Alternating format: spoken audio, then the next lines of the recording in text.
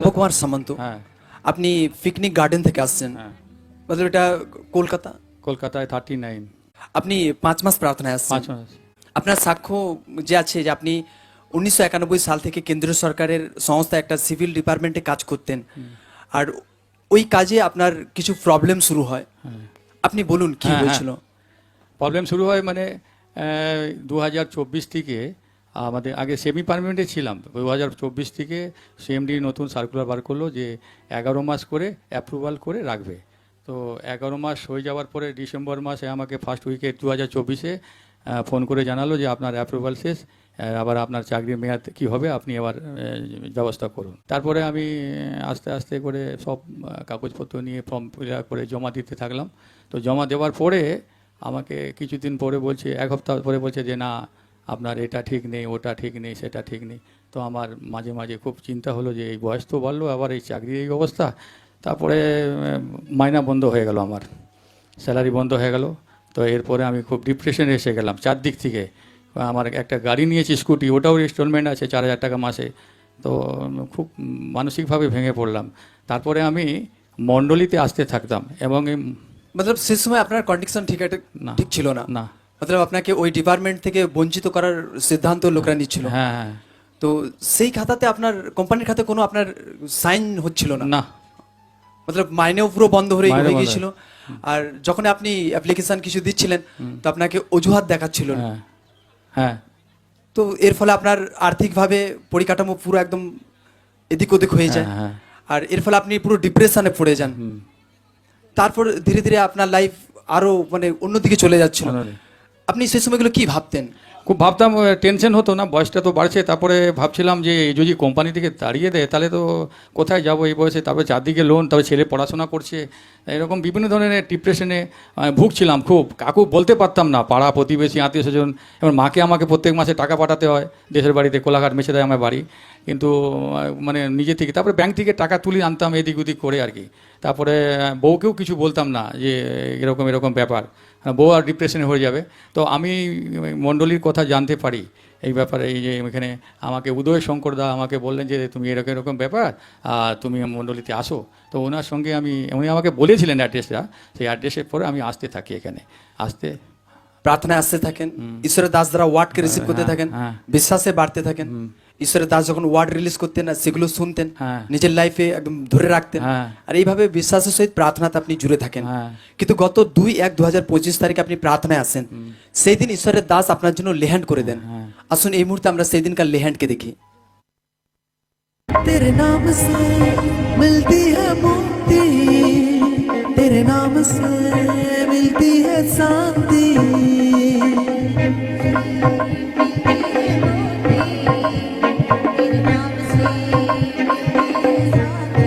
हो तेरे नाम से मिलती है मुक्ति, तेरे नाम से मिलती है मुक्ति, तेरे नाम से मिलती है शांति।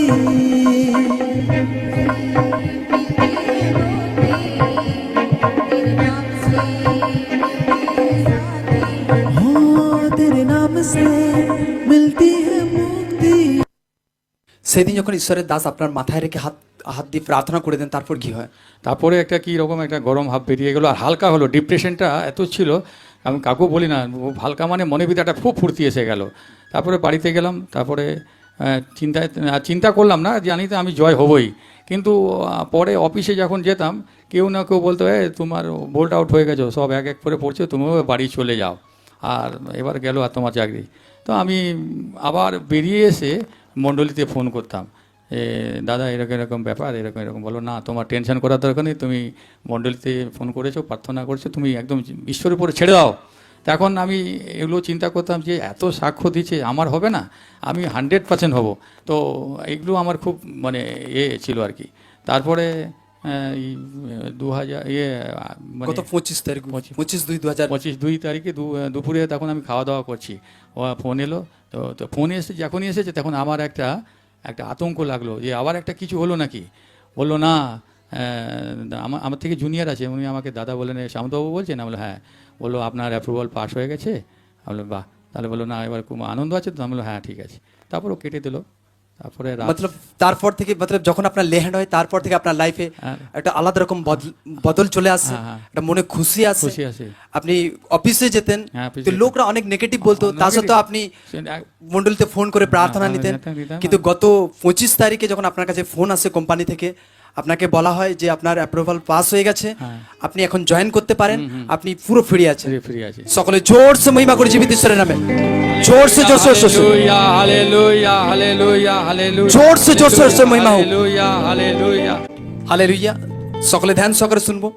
ইনি একটি কেন্দ্রীয় সরকার সংস্থায় সিভিল ডিপার্টমেন্টে কাজ করতেন, আর ইনি যখন কাজ করতেন একটা টাইমে এনার প্রবলেম চলে আসে, আর সেই প্রবলেম 3 মাস ধরে চলছিল। সেই ডিপার্টমেন্ট থেকে এনাকে বঞ্চিত করার সিদ্ধান্ত নেওয়া হচ্ছিল। সেই ডিপার্টমেন্টে ইনি যখন কাজ করতেন, অফিসে যেতেন, কোম্পানির রেজিস্টারের কোনো সাইন এনাকে করানো হচ্ছিল না, মাইনেও পুরো রীতিসে বন্ধ করা হয়েছিল। এর ফলে এনার লাইফ পুরো ধীরে ধীরে ডিপ্রেশনে পড়ে, ইনি আর্থিকভাবে উইক হয়ে যান, আর ইনি অনেক কিছু উল্টো চিন্তা করতেন। সেই সময় ইনি কোনো এক দাদা ভাইয়ের মারফতে প্রার্থনার কথা জানতে পারেন, প্রার্থনায় আসেন।